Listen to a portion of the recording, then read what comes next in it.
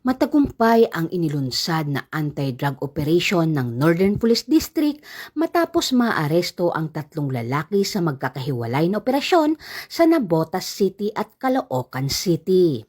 Sa Navotas City, naaresto ang isang 37 anyos na lalaki dahil sa paglabag sa Section 5 at 11, Article 2 ng Republic Act 9165 o Comprehensive Dangerous Drug Act of 2002 at nakuha mula sa kanya ang tinatayang 10.4 gramo ng hinihinalang shabu na nagkakahalaga ng 70,720 pesos.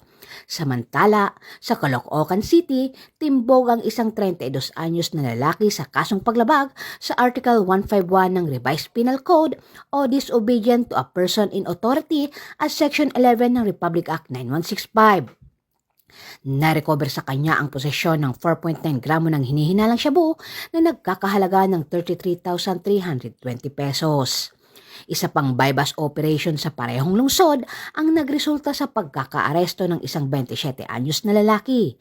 Siya ay nahaharap sa kasong paglabag sa Section 5 at 11, Article 2 ng Republic Act 9165 matapos makumpiskahan ng 888 gramo ng hinihinalang marijuana at 49 gramo ng high-grade kush marijuana na may kabuuang halaga na 175,160 pesos. Umabot sa 279,200 pesos ang kabuang halaga ng lahat ng nakumpiskang ilegal na droga.